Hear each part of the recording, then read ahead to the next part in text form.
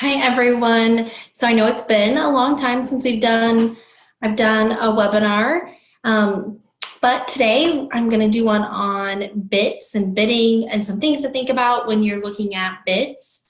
I will say I do not know about every single kind of bit, but I can give you some of the basics and then some good reasons behind some different types of bits and why you might use them. So to start,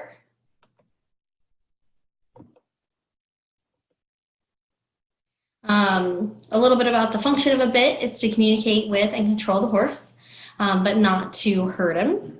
I will say there are definitely lots of bits out there that can cause pain, and we don't necessarily want that with our bits. We want them to be comfortable in the horse's mouth. You want your horse to be happy while you're working with them. And so thinking about those kind of things are important.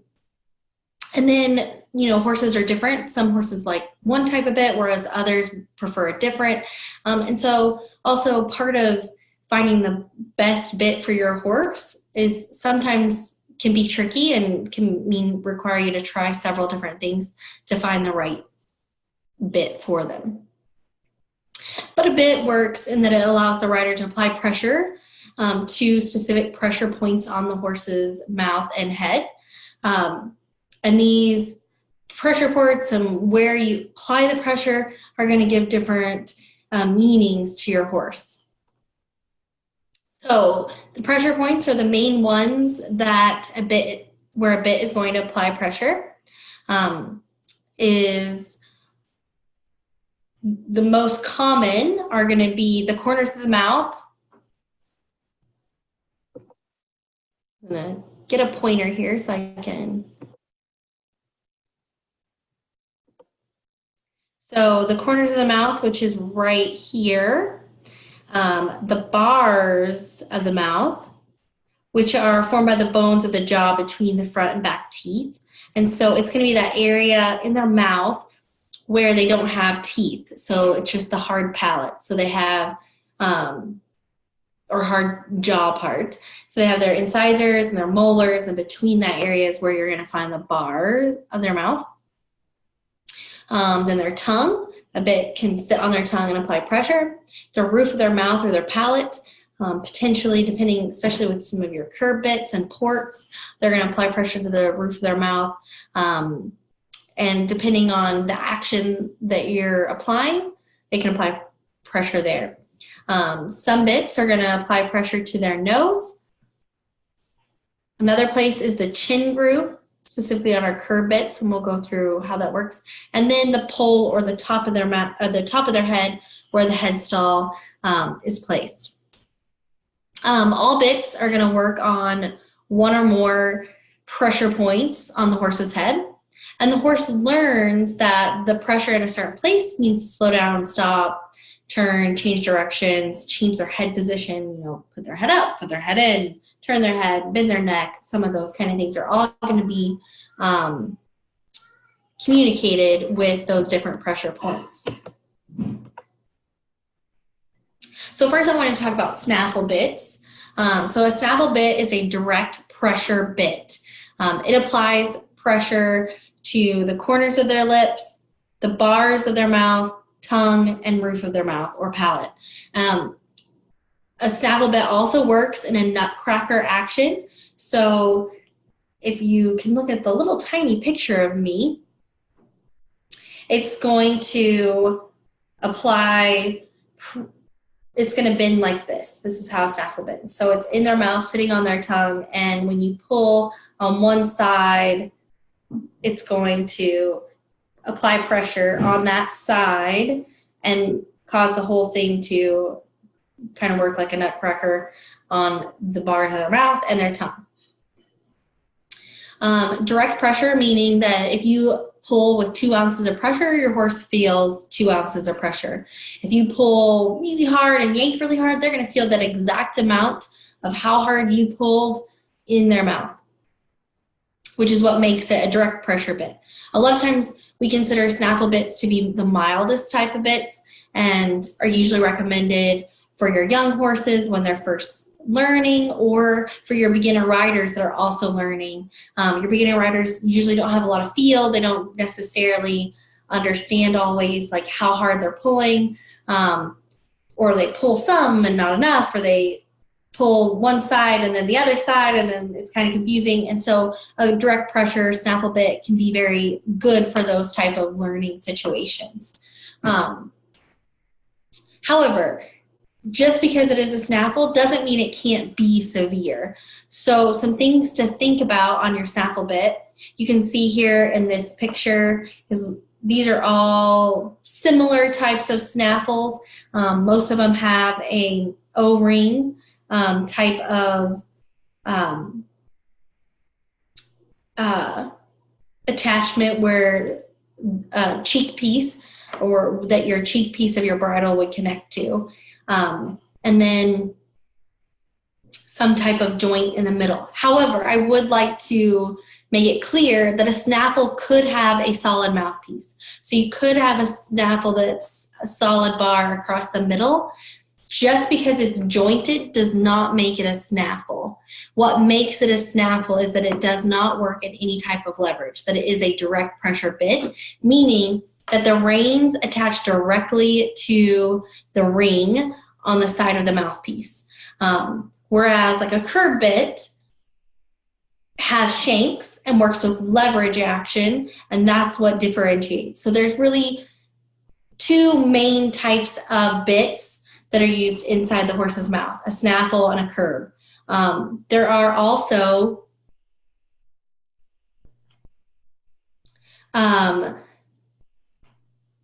hackamores and those types of bits that work on the nose of the horse. So your snaffle, again, big thing to recognize is that it is direct pressure and attaches directly to the reins and to the headpiece, and without shanks, and it can have a solid or broken mouthpiece. But some things to think about as far as considering the severity of your snaffle bit. The smoother the metal, less severe. So if it has ridges, so for instance, this bit right here has a twisted mouthpiece, which that is going to make it more severe than this up here with a solid mouthpiece. So those little ridges, when they apply pressure, they're kind of, think of it as if you're holding, you know, a chain in your hand versus a smooth strap. A smooth strap isn't going to indent in your hands, whereas that chain would. And so that's kind of a way to think about it. Another thing is the diameter, or how large around the mouthpiece is. So the larger the diameter, the less severe, and the thinner, the more severe. So one way I like to think about this is if you've ever picked up a bale of hay and it has that little thin piece of wire and the bale weighs like 50 pounds, it digs into your hands and it kind of hurts because it's real thin.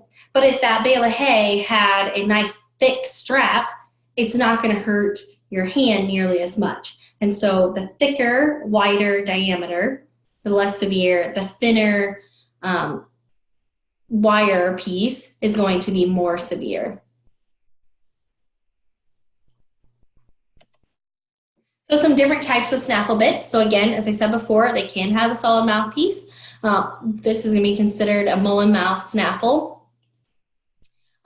It's considered one of the mildest because it doesn't have any type of pinching effect. It doesn't have the nutcracker effect. It's just going to be solid. It's going to apply pressures to the tongue and the bars and the corners, and that's about it. And then depending on the diameter of that, it could be really mild. Next is our jointed snaffle, which is what we consider, I would say most people, when we think of a snaffle, we think of a jointed snaffle. So a snaffle that has a hinge in the center. It can have a loose ring, it can have a D-ring connection, which would be like this bit down here. It could have cheek pieces, so a full cheek like this one. It could have an egg butt, which is this type of ring. Or it could have a loose ring, which would be this one, or all different types of rings that can attach. Next would be a rubber snaffle. It has the same effect as a jointed snaffle. It's just milder because the rubber is thicker usually.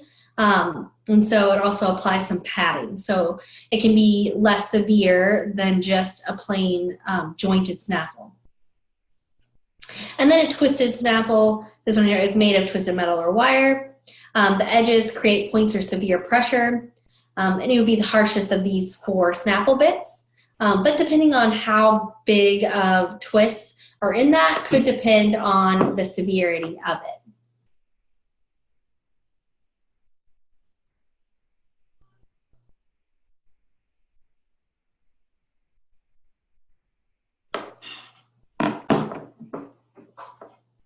Okay, so leverage bits are our next kind of bits. So that was snaffle bits. So next are leverage bits. And leverage bits we usually think of as our curb bits. Because curb bits have a shank. So these bits are going to use some type of lever or shanks that are going to multiply that pressure that the horse feels. So for example, if you pull 2 ounces of pressure, which with a direct pressure bit or a snaffle, they're going to feel 2 ounces of pressure. However, with a curb bit or a leverage bit, they're going to feel anywhere from, it's going to be doubled or more. So 4 to 6 ounces of pressure. And it does depend on the length of the shanks, and those kind of things are going to determine the severity and how much more pressure is felt by the horse. One thing to think about is leverage bit is usually needs to be used on a horse that is trained and responds well to pressure, and also a rider that has a good feel and can understand that you can't pull as hard as you would with a snaffle, otherwise you're applying quite a bit of pressure. And also it's going to depend on what type of curb bit, the severity of that curb bit, on whether or not you want to, how much pressure you're applying. So a curb bit is the most common type of leverage bit. There are mechanical hackamores that also would be a leverage bit, but curb bits are what we're going to think about most commonly. And what makes it a curb is having shanks. So a curb bit can have a broken mouthpiece similar to a snaffle, but what makes it considered a curb bit is going to be the shanks. And so you can see here in this picture, this bit has shanks. So a curb bit is going to apply pressure in the same places as the snaffle, but then we're going to add a couple other places. So the corners of the mouth, the tongue, the bars of the mouth, the roof of the mouth, the chin, and then the 2 that are added that are not on a snaffle are going to be the chin groove. So where your curb chain or curb strap applies pressure on their chin is their chin groove. And then the pull, the top of their head. So how a curb bit works is leverage. So when you pull on the reins, the shanks turn towards your hands that you're pulling. The chin strap pushes into the chin groove. And then also it pulls down on the headstall at the top of their head on their pull. And so all of that together is what makes it leverage. So as we said, with our snaffle, all the same things for the mouthpiece apply again with our curb bits. So the larger the diameter, the less severe, the smaller the diameter, more severe. So that's still the same. But also some more things that are going to add to the severeness of a curb bit are going to be the shanks. And so the longer the shank, the more severe, because you're going to have that much more leverage action when pulling on a longer shank. So the longer the shank, the more severe. So the shorter, so a lot of times when we're first transitioning a horse from a snaffle to a curb bit, we might put them in a really short shank or tom thumb type of curb bit that has just really short shanks, because that's just a little tiny bit more leverage than what you're getting with a snaffle. And so it's a good transition when you're working on teaching your horse how to respond to that.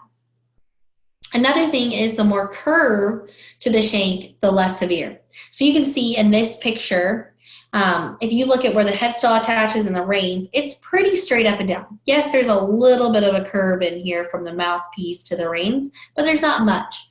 And so that's going to make this bit also more severe because the straighter down it, like the straighter the shank, when you pull, it has a lot more rotation going from here to pull when you pull on the reins, so it's going to have more leverage, vice action. Whereas when it already has curve, when you pull, it doesn't create quite as much leverage when pulling. And so that's going to be less severe. So the more curve to your curb bit, then the less severe. The straighter up and down, the more severe.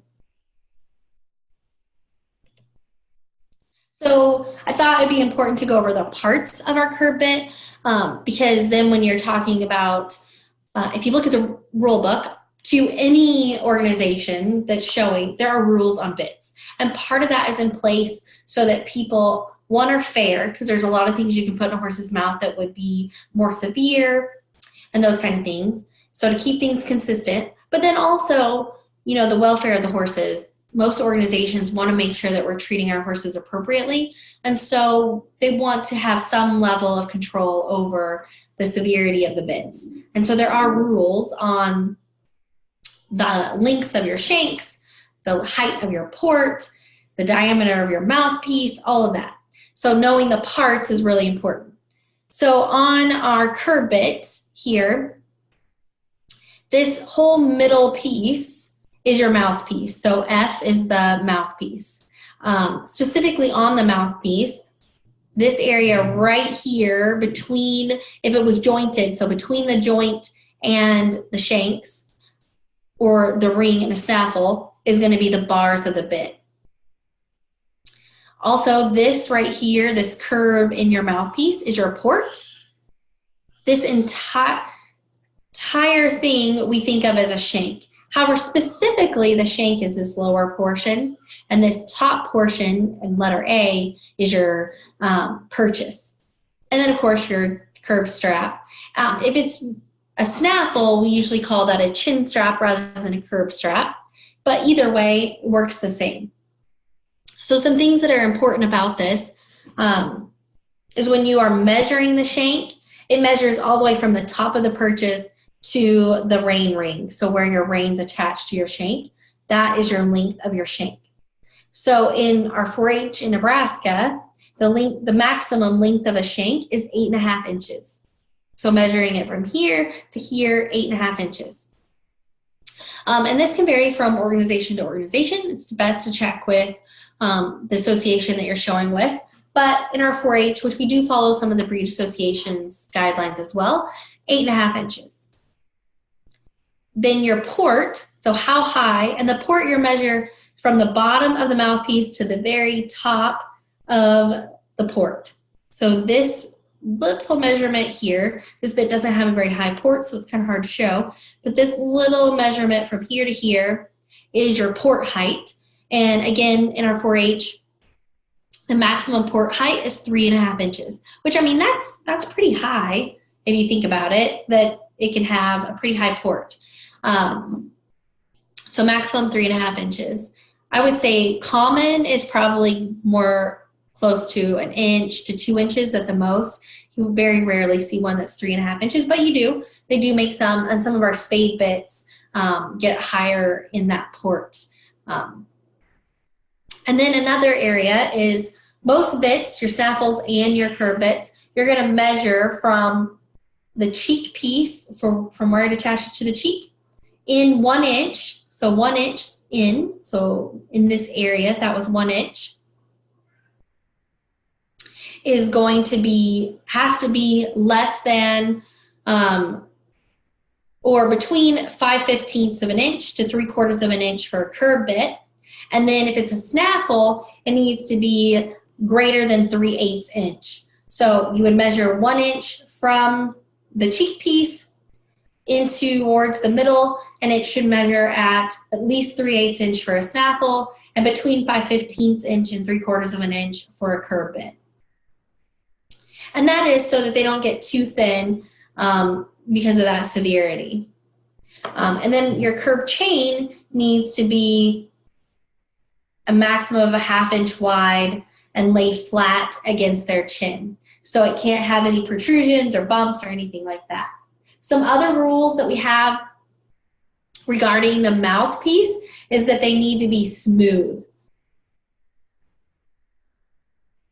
And so you can see here on all of these different examples of different types of curb bits, they all are smooth metal. So it can't have any type of bumps or ridges or anything like that in your curb bit on the mouthpiece. So this right here is a low port curb, so it has a very low port. It's usually easy on the horse. That small slight port allows room for the tongue to move around and have some space. It's not going to be constantly applying pressure to the tongue, which is part of why a curb bit is used. High port curb is going to remove most of the pressure on the tongue and it's going to put most of the pressure on the bars of their mouth and the roof of their mouth or their palate. So depending on the height of that port, it's going to remove some of the pressure from the tongue to the roof of their mouth. A grazing bit is basically related to the shank. So it's not really talking about the mouthpiece at all when you're talking about a grazer or a grazing bit. It has to do with the shanks. So the shanks are going to be swept back to allow them to drag while grazing. So you can see here they have a nice big curve to them. And as we said before, the more curve to your curb bit or to the shanks, the less severe. So a grazing bit can be less severe than one with straight up and down shanks. And so a grazer has a nice curve to the shanks. As I was talking about before, our jointed curb or a tom thumb is going to be a really short shank curb bit. But again, they can have a broken mouthpiece similar to a snaffle, but what makes it a curb bit is those shanks. And so this here is a tom thumb or short shank snaffle. It usually looks like a snaffle, but since it has shanks, it is a curb bit. It does have a strong nutcracker action, so it's going to do that really heavily nutcracker that we say with our snaffle, but more severe because of the shanks. Next is a half-breed curb. It's going to have a medium or high port with a roller or cricket. So it's going to have, you can see here in this one, it has a nice roller that your horse can play with. It usually gives them something to do. So if you have a horse that has a tendency to get kind of bored or starts chewing on or playing with the bit, this can be a good idea or something to try with them to see if it'll help give them something to do. Next here we have a spade bit that I talked about. Usually has a really high port. As you can see in both these pictures, has a very high port. So very high port that's molded to resemble a spoon. So it has a nice curve to it, which is why it's called a spade or a spoon. But I would say it should be left for experts. If you do not have good feel for a horse, it is not a good bit to use. There's an old saying, to handle a spade, you should be able to ride with reins made of thread. So it does take some good education to be able to ride with this. Some horses, though, do really like to be ridden with a spade bit, but I wouldn't put a beginner rider on a horse that's being ridden with a spade.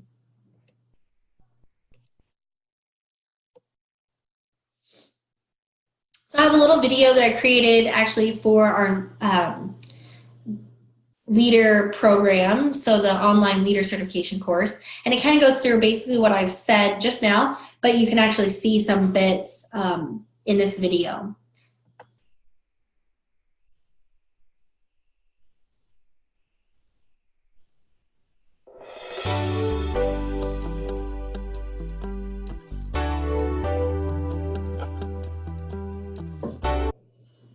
Oops. I did not mean to click off of that. Let's try this again.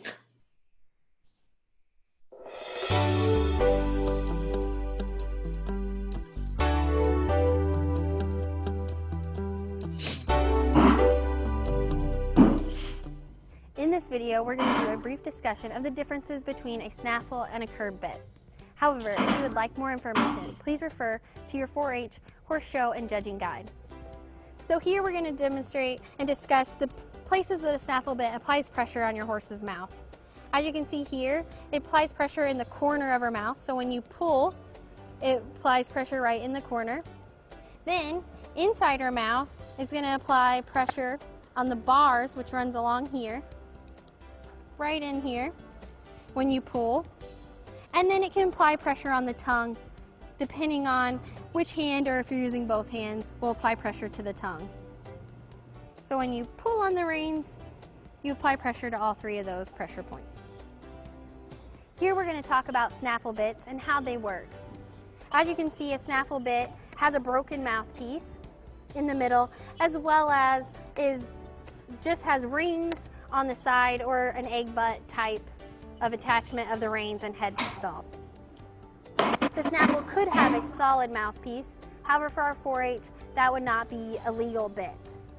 But one thing to note is that a snaffle, depending on the width of the actual mouthpiece, will depend on the severity of the bit. So the wider or thicker the mouthpiece, the less severe than, for instance, in this case, it's a little narrower and thinner, which would make it more severe. One thing to note is in your young horse classes, the bit 1 inch from where it attaches to the ring has to be at least 3/8 inch width in order to be a legal bit. Also, if you move down here to this bit has a twisted mouthpiece, and in this case, this would be more severe than a smooth mouthpiece. And it would not be legal in our Western classes for 4-H. So in this part, we're going to show you the different places a curb bit can apply pressure on your horse's mouth. So again, similar to the snaffle, it'll apply pressure in the corners of their mouth, as well as the bars of the mouth where the bar of the bit is located. And additionally, with a curb bit, depending on the height of your port, it can apply pressure to the roof of their mouth with a higher port, or it could apply pressure to their tongue with a lower port, or with a broken mouthpiece, similar to one that appears to look like a snaffle in the middle but has shanks, which would make it a curb bit. Additionally, a curb bit, when you pull on it, as you can see here, it applies pressure to her chin groove, so it can apply pressure there with the leverage. And then also another place that a curb bit will apply pressure is to the top of her head. So when you pull, this piece, if you pull hard enough, will pull down and apply pressure at the top of her head. Now we're going to talk about curb bits and what makes them different from a snaffle.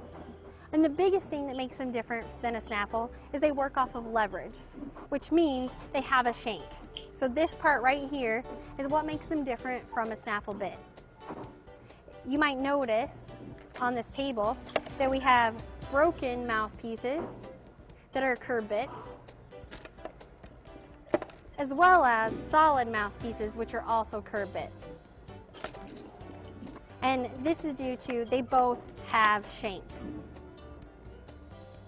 One thing to note about your curb bit is they apply more pressure than a snaffle, and so as you pull on the reins, they feel more than what amount of pressure you're pulling. So if you pull a little bit, they feel a lot more. And then another thing to note on differences between them, so the size and diameter of the mouthpiece is the same as with the snaffle. So the wider the mouthpiece, the less severe, the thinner, the more severe. But another part about them is when we look at the shanks, the shorter the shank, the less severe. Then, for instance, in this case, it's a little bit longer shank, which would be more severe.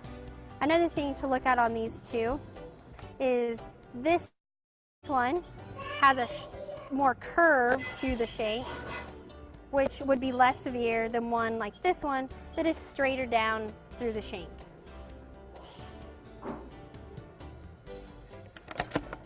So those are some common differences with the bit portion of a curb bit. So we just showed you the differences between the snaffle and the curb bit. So I want to make sure that you understand that a curb bit can be broken in the mouthpiece, but to make it a curb bit, it does have shanks, whereas a snaffle does not have shanks. Also, we showed you the places that the snaffle and the curb apply pressure in your horse's mouth and the difference in the amount of pressure applied when pulling on a snaffle versus a curb bit.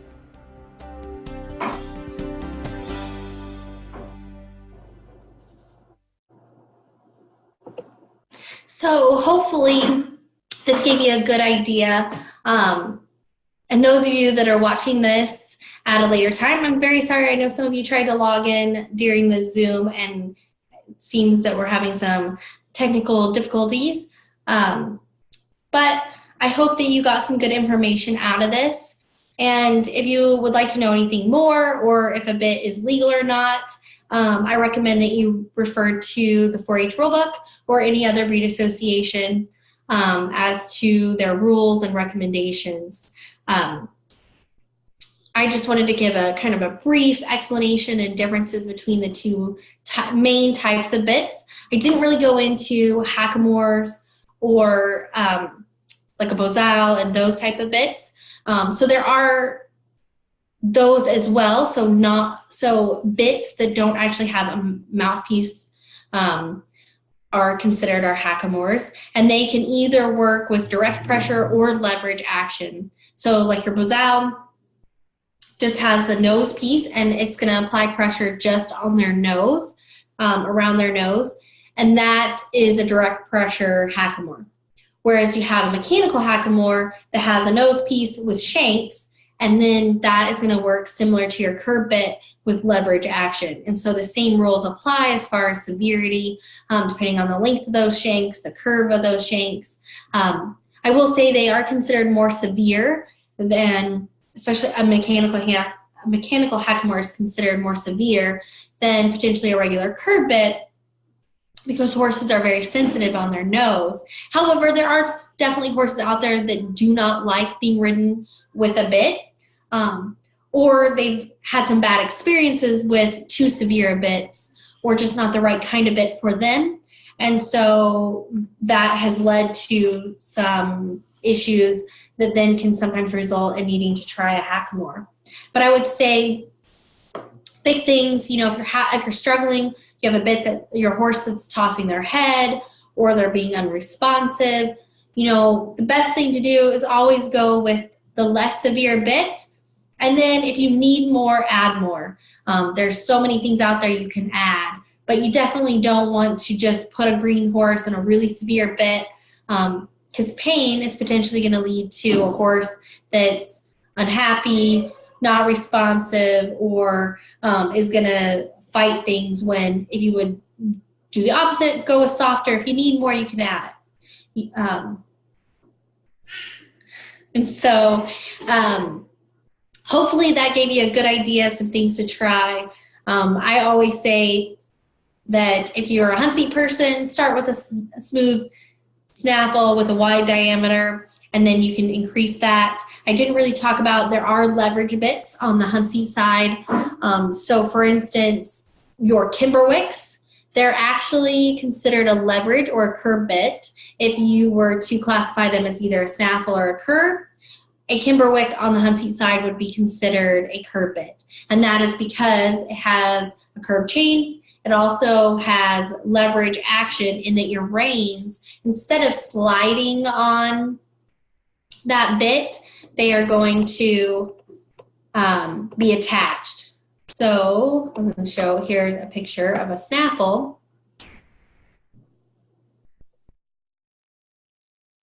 So you can see with a Kimberwick, instead of this ring being just loose and your reins hooking on it, they have little holes along here to hook your reins into. And so if your reins attach to the snaffle bit ring where they don't slide and move, then that bit is actually considered a curb bit because it's going to have leverage action.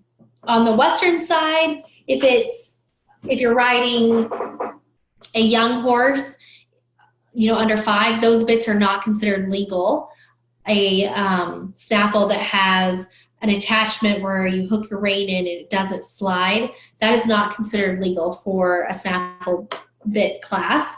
And then it also is not considered a curb for the classes where you ride one-handed. So definitely something to think about if you have one of those bits, that making sure your reins move. But on the English side, it is considered a Kimberwick is the name for that. And then also, one thing I didn't mention, or on the English side too, if you've ever wondered, they have what we call full cheek snaffles, where they have this long piece. This is still considered a snaffle and not a curb bit, because when you hook your rein into this ring, it can slide and it is directly attached to the rein, and it's not hooked down here on the cheek piece. But what a full cheek does is it usually has a little strap right here at the top that hooks this part of your bit to the cheek piece of your bridle. And so unlike a regular snaffle here, when you pull on the reins, there can be some rotation on that bit when you pull. When it has a cheek piece and it's attached, or full cheek and it's attached, it can't rotate. So when you pull, it pulls directly. And so if you have a horse, a lot of times they're really good bits for a horse that gets a little too bendy in their neck, or evades and goes away, like you pull and they go this way instead of turning. A lot of times a full cheek can help, because that bit isn't going to have quite so much action and movement in it. It's going to be a little bit more stationary. And so it's going to apply a little bit more directly to their mouth. And so it can help sometimes with those kind of horses. I would say it's not going to solve all problems, but it definitely is something to consider. So I can't really think of much more to cover on the bits. But if you think of a question or you would like to know more about a specific type of bit, I will say first that I don't know about every kind of bit, but I can definitely give you some reasons behind maybe why you would use that bit, or some thoughts behind those kind of bits, because there are so many out there and so many options. Also, one thing I didn't talk about is just what the mouthpiece is made out of. Can vary a ton, from different types of metal to rubber to plastic. And, you know, some of that is preference from the rider or the horse on what you want to use with your horse. So those are also things to consider and try. The different types of metals aren't necessarily going to increase or change the severity of the bit, other than maybe your rubber is potentially going to be a little softer than a metal, but that's the only type of material in the mouth that's going to adjust the severity. So if you have any questions, feel free to send me an email at lena.luck@unl.edu and I will get back to you. Also, if you go to the Nebraska Equine Webinar Series, so 4h.unl./horse, and click on the Equine Webinar Series, you can get this whole webinar to watch again. I will also post the PowerPoint slides in there as well, so you can use those at a later date. And then if you're watching the webinars, I'd really appreciate if you have the time to fill out the survey. It gives me good feedback, because there's a spot in there to give me comments of things to do differently in the webinars, or if there's a topic you really would like to hear about, I can try and get someone, an expert in that area, to come in. In November, I should have another webinar on equine dental care that an equine dentist is going to be giving. So if you have an interest in equine dentistry or dental care, please tune in for that webinar. I'm not exactly sure what's going to be in the webinar in October, but I will try and get that information out to you as quickly as possible. Well, thank you for watching.